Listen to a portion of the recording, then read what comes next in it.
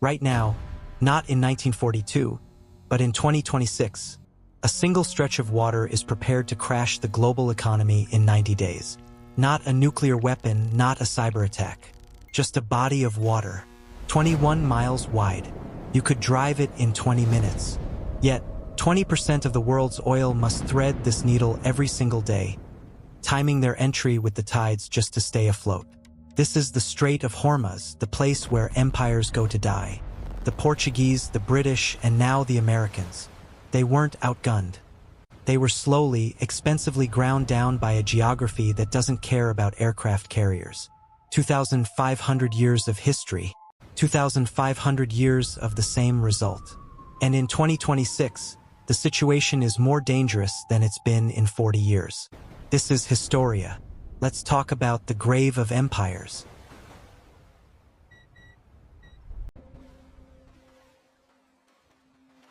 Before we get into the history, you need to understand the geography. Because the geography is not just important. The geography is the entire story. Pull up a map of the Strait of Hormuz. It sits between Iran to the north and Oman to the south. At its narrowest point, it is 21 miles wide. But here is what the map does not tell you. The usable shipping channel, the part deep enough for a fully loaded supertanker, is 2 miles wide going in and 2 miles wide going out with a 2-mile buffer zone in between. That is it. The largest ships on Earth, carrying enough oil to power entire nations for days, are threading a 4-mile combined corridor. And they are doing it in what maritime experts call a thermal hell. In summer, the water temperature in the strait hits 35 degrees Celsius. That is 95 degrees Fahrenheit. The air temperature above it regularly exceeds 45 degrees Celsius. What this creates is a permanent atmospheric condition where the air and the water are nearly the same temperature, generating massive thermal gradients that play havoc with every piece of high-technology sensor equipment that the world's navies depend on. Radar signals bend and reflect off the thermal layers in ways that create false readings. Sonar pulses scatter unpredictably. Thermal imaging, the military's fallback when radar fails, is nearly useless because everything in the strait is hot. The water is hot. The air is hot. A submarine and the surrounding water can read at nearly the same temperature on a thermal sensor. Which brings us to the Ghadar-class submarine. Iran operates a fleet of what are called midget submarines, small, shallow water vessels specifically designed for operations in exactly this kind of environment. The Ghadar class is roughly 29 meters long. It can carry 2 torpedoes or 2 mines, and it runs almost silently on its electric drive in shallow water. In the thermal hell of the strait in summer, a Ghadar-class submarine is effectively invisible to conventional sensor systems. The U.S. Navy knows this. Every Navy that operates in the Gulf knows this. The strait is a ghost zone where a $5 billion aircraft carrier group cannot reliably detect a submarine that costs less than a Manhattan apartment building. That is not a technology problem. That is a geography problem. And geography does not get patched with a software update. The empires that came here brought their best technology. The strait made that technology irrelevant. It has been doing this for 2,500 years. Starting with the first Western empire that showed up here with weapons and decided it owned the place.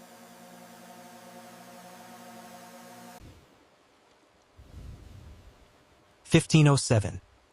A Portuguese admiral named Afonso de Albuquerque arrives at the mouth of the Strait of Hormuz with a fleet of warships and the complete confidence of a man who believes God has personally assigned him to control global trade. He seizes Hormuz Island. He builds a fortress. And then he introduces something to the Indian Ocean trade world that had never existed before. The Cartaza. The Cartaza was a Portuguese travel document. Passport. Every merchant ship operating in waters that Portugal considered its territory was required to purchase one. The fee was substantial. The process was controlled entirely by the Portuguese. And the consequences of not having one were written in a language that required no translation. If your ship was stopped and you did not have a Cartaza, the Portuguese would board your vessel, remove the sailors who did not have documentation, cut off their ears and their noses, and burn the ship. Not confiscate it, not fine it, burn it. The ears and noses were sent back to the port the ship came from as a message. Pay the fee or this is what your sailors look like when they come home. This was not a trading company policy. This was not an isolated atrocity. This was the official, documented, systematically enforced policy of the Portuguese Empire in the Indian Ocean for over a century.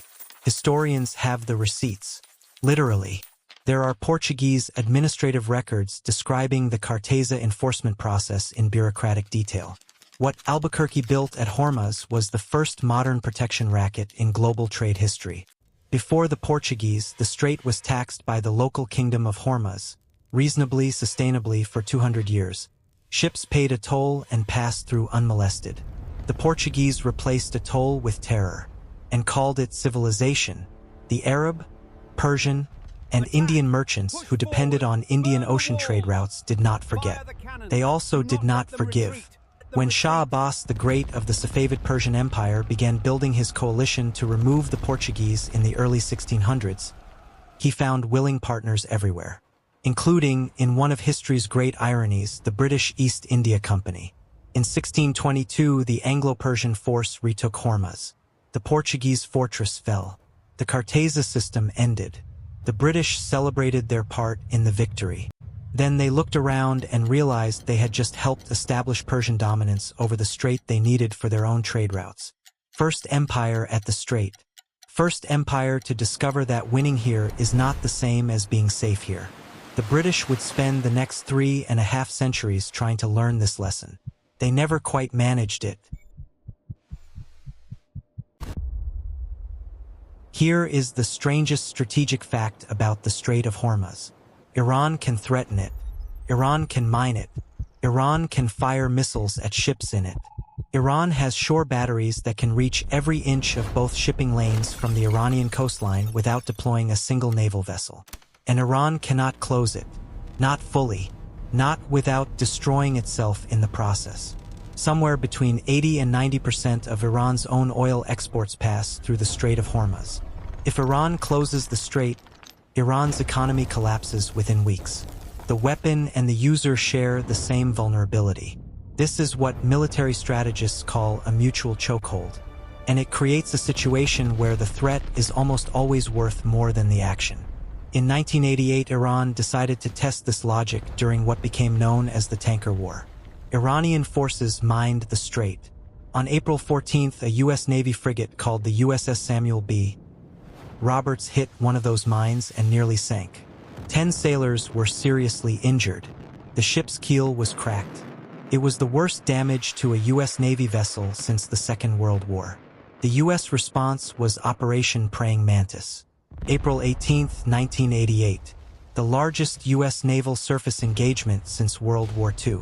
American forces destroyed 2 Iranian oil platforms, sank 2 Iranian frigates and a missile boat, and damaged several other vessels. Most Americans have never heard of Operation Praying Mantis. It happened in the strait, in the same 21 miles, and it almost escalated into a full regional war. What stopped it was the mutual chokehold logic. Iran could not afford the full economic consequence of actually closing the lane. The U.S. could not afford the political consequence of a full war over oil prices. So both sides stopped. The strait stayed open, and everyone quietly agreed to pretend it had never been that close. That was 1988. The logic has not changed, but the weapons have.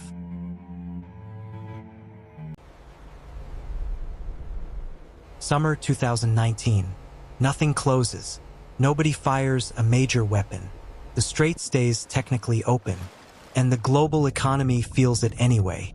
Between May and July of 2019, 6 oil tankers are attacked in the Gulf of Oman adjacent to the strait in 2 separate incidents.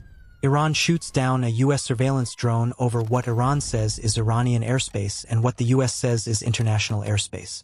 President Trump orders a retaliatory military strike, then cancels it, with 10 minutes to spare, according to reports at the time, because he was told the strike would kill approximately 150 Iranian personnel, and he decided that was not proportional to losing an unmanned drone. Iran seizes a British-flagged tanker. The UK deploys naval escorts. The strait becomes a live military standoff for the better part of 3 months. Here is the number that nobody covered properly. The global marine insurance market for ships transiting the strait spiked 400% in 2 weeks. 400%. Shipping companies were paying war risk premiums on every single vessel. The strait never closed. Not one barrel of oil was physically stopped. No major engagement happened. And oil prices still moved. Fuel costs still rose. The insurance premium alone, paid by shipping companies passed to buyers, absorbed into the price of everything that moved by sea, cascaded through the global supply chain as a cost increase that consumers eventually paid at the pump and at the grocery store. The threat alone, without the action, moved markets. That is a new kind of power. No empire in history ever had a weapon that worked this way, where you never had to fire it to make the other side pay. Where the credible threat of disruption was economically equivalent to actual disruption. Iran figured this out, and in 2026 they have upgraded the threat significantly. Here is the 2026 version of the Strait problem, and it is genuinely new. For most of military history, the equation at Hormuz was simple. You needed a very expensive navy to threaten very expensive ships. The cost of the threat and the cost of the target were in the same general range. A missile that costs $1 million threatening a tanker worth $50 million. The math worked for both sides. That math has broken. Iran has spent the last several years perfecting what military analysts now call swarm doctrine. The basic concept is this. Instead of launching one expensive precision weapon at a target, you launch hundreds of cheap, imprecise weapons simultaneously and overwhelm the target's ability to defend itself. The weapon is the Shahid-style drone. You have seen these in news coverage of Ukraine. Single engine, delta wing, GPS-guided, costs approximately $20,000 per unit to manufacture at scale. The U.S. Navy's primary close and air defense system, the system used to shoot down incoming missiles and drones near ships, fires interceptor rounds that cost between $1 and $2 million per shot. Read that again. A $20,000 drone. A $2 million interceptor to stop it. If Iran launches a swarm of 100 drones at a carrier group in the Strait, the U.S. Navy spends $200 million in interceptors to stop them. Iran spends $2 million to launch them. Iran can do this repeatedly. The U.S. cannot indefinitely absorb a 100-to-1 cost ratio at scale. The grave of empires has a new mechanism. It no longer just kills ships. It drains budgets. It forces the defending superpower to spend $100 for every dollar the attacker spends until the cost of presence becomes politically unsustainable. This is not a hypothetical. The Houthi campaign in the Red Sea, which began in late 2023 and continued through 2024 and 2025, demonstrated exactly this economics in a live operational environment. A non-state actor with Iranian-supplied drones and missiles redirected global shipping away from the Suez Canal and forced the US and UK navies to conduct sustained, expensive defensive operations that cost significantly more than the attacks they were defending against. The Strait of Hormuz is the Red Sea problem, multiplied by 10, with a more sophisticated adversary, in a thermal ghost zone where your sensors already lie to you. Let me tell you who is currently operating in or around the Strait of Hormuz right now. The United States Fifth Fleet, headquartered in Bahrain. Aircraft carriers, destroyers, submarines, maritime patrol aircraft, the works. The single most powerful naval force ever assembled in the region. China. Not with warships, not yet, but with something arguably more powerful. China is Iran's largest oil customer. China is also the largest trading partner of every Gulf state that depends on the strait staying open. China is simultaneously in a position where Iran's leverage over the strait is useful to Beijing because it constrains American power, and also a position where Iran actually closing the strait would be catastrophic for Chinese economic growth. China is playing both sides and so far getting away with it. Iran, with shore batteries, midget submarines, drone swarm capability, and the knowledge that the entire Western world needs this waterway and cannot afford to fully destroy Iran to secure it. And the Gulf states, Saudi Arabia, the UAE, Kuwait, Qatar, sitting on one side of the strait with their entire national wealth dependent on oil tankers moving safely through 21 miles of water every single day. Here is the pattern that 2,500 years of history keeps producing at this specific location. The big powers come in with overwhelming force. They discover that overwhelming force does not resolve a geography problem. They stay longer than they plan to. They spend more than they plan to.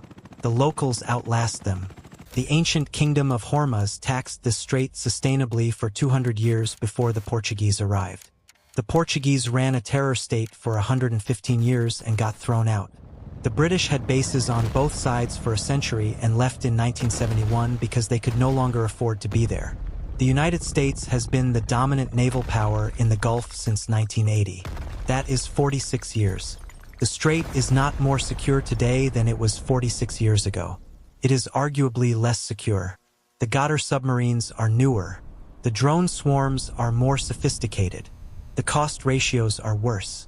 The U.S. Energy Information Administration has modeled what happens if the strait closes for 2 weeks. The answer is a global recession within 90 days. Not a slowdown, a recession. The kind that destroys governments and reshapes the global economic order. And nobody has solved the problem. Because the problem is the geography. And the geography is not going anywhere.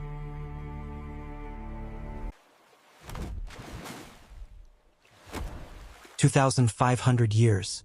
The Persians, the Portuguese, the British, the Americans, and now a drone-armed Iran facing down a global economy that cannot function without 21 miles of boiling water. Every empire came in with the same logic. Control the strait and you control the world. Every empire learned the same lesson. The strait does not get controlled. It gets managed, barely, expensively, by whoever is willing to pay the most for the privilege of keeping it open. And right now in 2026, the economics of that management are being rewritten by $20,000 drones and a ghost zone where billion-dollar sensors cannot find a submarine that costs less than a house in Austin, Texas. The powers that have done best with the Strait of Hormuz across history were never the ones trying to own it. They were the ones smart enough to understand that owning a choke point means being the target of everyone who needs it open. The locals always figured this out. The empires never did. History does not repeat, but it rhymes loud enough that you would think someone would start listening. This is Historia, where the past is not just history. It is a warning. If this one hit different, subscribe, hit the bell. The next video is already in production and I promise you it is not calmer than this one. You do not want to miss what is coming.